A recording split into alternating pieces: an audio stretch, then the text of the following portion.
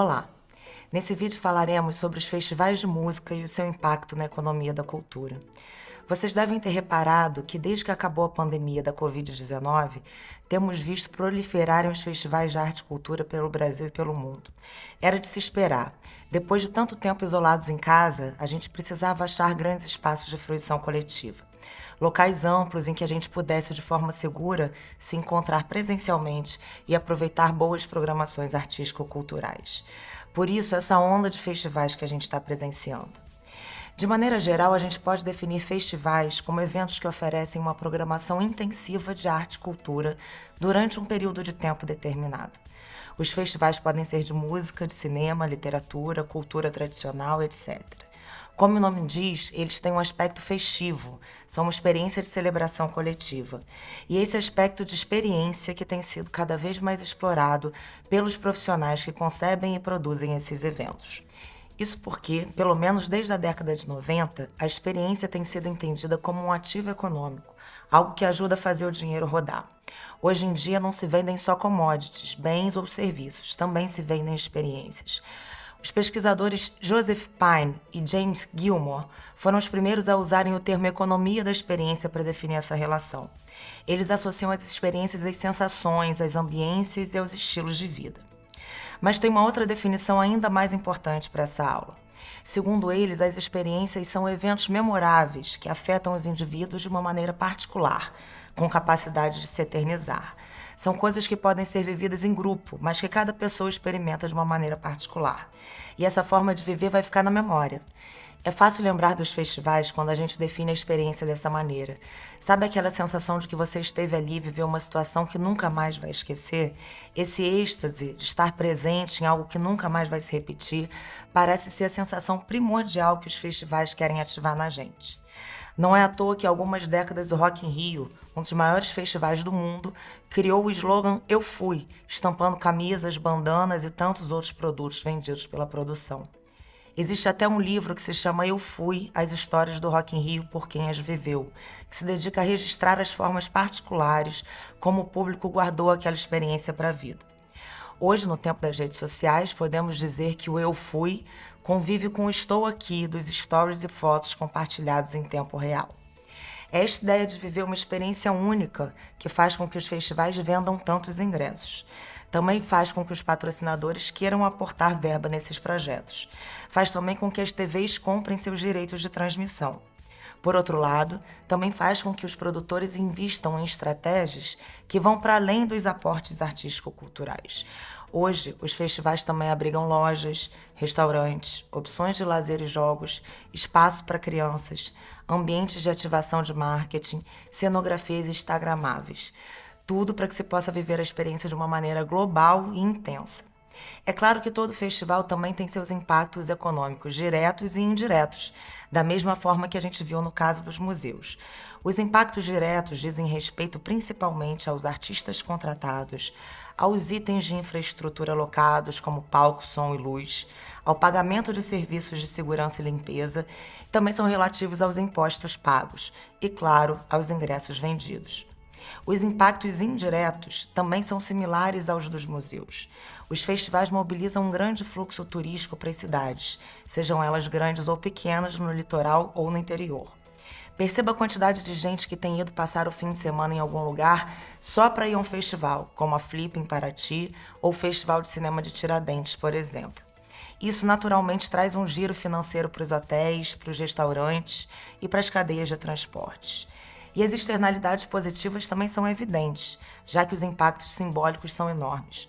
O fato de sediar um festival faz com que uma cidade seja reconhecida como um polo de difusão artístico-cultural, como um centro de aglutinação e irradiação de conteúdos qualificados. E não somente em arte e cultura, como também em conhecimento e saber. Isso porque muitas das suas programações ainda incorporam seminários, mesas redondas, debates e atividades formativas. Por tudo isso, muitos festivais se transformam eles próprios em marcas da cidade em que são realizados. É muito comum, inclusive, que as cidades deem nome aos festivais. Você saberia onde fica Cannes se não ouvisse histórias sobre seu festival de cinema, que é um dos mais prestigiosos do mundo? O mesmo acontece com o Festival de Jazz de Montreux, na Suíça, que hoje tem um braço até no Brasil. Aqui mesmo, vejo o caso do Festival de Cinema de Gramado e o quanto ele ajuda a colocar o nome da cidade no roteiro turístico nacional. O Festival Internacional de Cinema do Rio, também chamado como Festival do Rio, é tão colado com a imagem da cidade que o seu troféu tem a forma de um Cristo Redentor. Seriam inúmeros os exemplos de festivais que ajudam a difundir o nome das suas casas. Mas vamos voltar a falar um pouquinho do Rock in Rio. Ele foi um dos primeiros a entenderem e implementarem o conceito de economia da experiência. Hoje tem até uma tirolesa sobrevoando o público do festival. É o exemplo nacional mais evidente de uma conexão entre a marca do festival e a projeção do seu território. E também é um dos mais potentes casos de ativação da economia local. O Rock in Rio redefiniu o conceito de festivais no Brasil. Foi o primeiro a trazer atrações dos Estados Unidos e da Europa, aqueles artistas mais cobiçados do cenário mundial e que nunca tinham tocado aqui. Na sua estreia, no ano de 1985, o festival aglomerou 1,8 milhão de pessoas em 10 dias de programação. Toda uma geração se lembra da cena ou da experiência de ver, ao vivo ou pela televisão, uma multidão cantando com James Taylor e Queen. Em uma entrevista recente, Roberto Medina, que é o criador do festival, afirmou que o Rock in Rio é um ativo do Brasil e do Rio de Janeiro. Um ativo em economia é tudo aquilo que pode ser convertido em dinheiro. Nos seus 40 anos de história, o projeto já trouxe tanta alavancagem econômica para a cidade que a prefeitura começou a se colocar como um de seus investidores ou como um de seus parceiros. E como resultado dessa cooperação, em 2011, foi inaugurado o Parque Olímpico Cidade do Rock, hoje chamado de Parque dos Atletas. O terreno serve como espaço para a realização bianual do festival, além de ter sido fundamental na infraestrutura dos Jogos Olímpicos de 2016, que aconteceram no Rio. Curioso que, mesmo tendo a cidade do Rio expressa no seu nome, o Rock in Rio alcançou outras metrópoles mundiais. Já teve 9 edições em Lisboa, 3 em Madrid e 1 em Las Vegas. Esse é um dos exemplos mais fortes de como o projeto de um festival tem o potencial de exportar a imagem e o nome de uma cidade para outros pontos do globo. Mas ele também traz muita gente para o Rio. Na sua edição de 2022, em 7 dias, o festival recebeu um público de 700 mil pessoas, das quais 60% eram de fora da cidade. Imagine o quanto de dinheiro rodou com esses 420 mil turistas aqui. Nos dias de festival, a taxa de ocupação da rede hoteleira cresceu em 126% e o festival alavancou ainda outras opções de lazer. A busca de parques cresceu em 158% e a de galerias em 135%. O aumento da procura por atrações turísticas geral foi de 82%. Isso sem contar o crescimento no setor de transporte, que é mais difícil de mensurar, com acréscimo de viagens de metrô, ônibus e as corridas de aplicativo. A edição de 2022 foi a primeira realizada depois da pandemia. A retomada do evento gerou no total 28 mil empregos. O impacto econômico foi de mais de 2 bilhões de reais. Os números do Lollapalooza, realizado em São Paulo, são ainda mais impressionantes. A edição de 2022 alavancou as vendas nas praças de alimentação em mais de 550%. O movimento dos bares cresceu 381% e o das baladas 356%. E agora veja o caso dos museus. Eles aumentaram sua frequência em 352%. Esse número é super importante para a gente ver como a economia da cultura tem potencial de impulsionar não só o mercado de turismo, de lazer, imobiliário, como também a sua própria economia interna. Festivais ajudam museus a se viabilizarem economicamente. E o inverso também é válido. Esses números que a gente comentou agora são medidos por estudos de impacto econômico.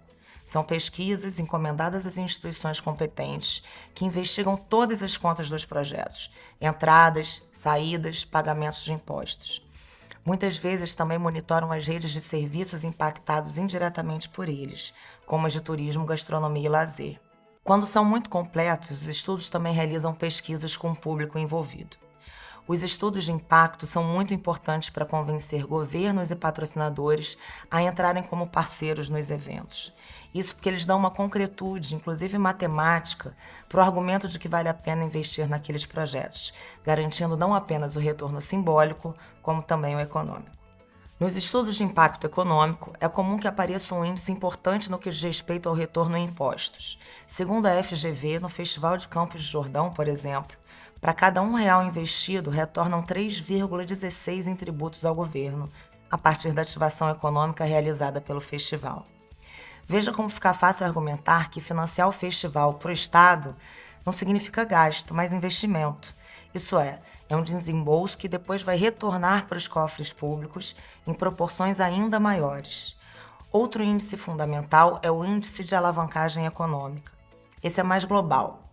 Ele aponta quanto foi capaz de ativar na economia local cada real envolvido no evento.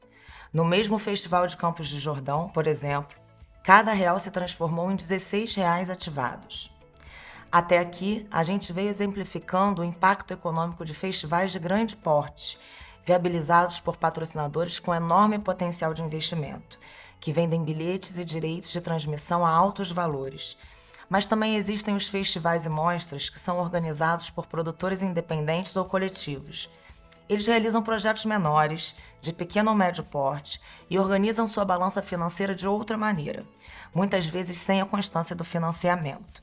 Esses projetos, em geral, organizam sua programação de forma diferente dos mega-eventos. Como não dispõem de reserva econômica para bancar grandes cachês, trabalham com artistas também independentes, com aqueles que estão emergindo na cena, que estão em busca da consolidação de um público, ou mesmo que não têm a característica de se apresentar para grandes plateias. Trabalhando com esse perfil, custos com programação artística não ficam tão vultuosos. E eles acabam se transformando em uma importante plataforma de difusão de uma arte menos comercial e de formação de plateia. Como eles não têm patronos financeiros fixos, a forma de fazer com que a planilha feche é, em geral, participar de editais ou captar via leis de incentivo. O jeito é concorrer nos canais de financiamento públicos e privados, que acontecem de maneira pontual e não garantem continuidade de aporte. Os festivais independentes viveram um grande boom no Brasil a partir dos anos 2000. Se capilarizaram por todas as regiões do país, criando maneiras de se tornarem sustentáveis economicamente, fazendo malabarismos para garantirem sua periodicidade e inventando tecnologias colaborativas para se apoiarem mutuamente. Para se viabilizarem, muitas vezes se organizam em redes e associações, como a Associação Brasileira dos Festivais Independentes, a Abrafim, uma das instâncias que organizam as demandas e as pautas desses projetos. Um dos temas recentemente levantados pela Abrafim é a necessidade de se estabelecerem circuitos entre os festivais independentes, isso é, maneiras integradas de produzir os festivais, estabelecendo calendários organizados, de forma que não disputem público e ainda consigam compartilhar custos de cachê e viagem de artistas que desejem se apresentar em uma determinada região. Em geral, os festivais independentes estão muito mais conectados com o tema do desenvolvimento local sustentável.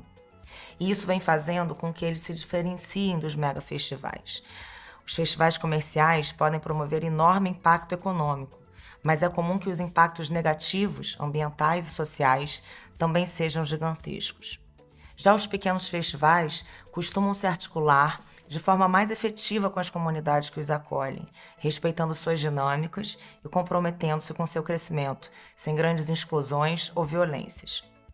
Por exemplo, cada vez mais eles se engajam em contratar mão de obra local, empregar pessoas diversas, aplicar estratégias de reciclagem de lixo e resíduos, implementar ações de acessibilidade física, comunicacional e atitudinal.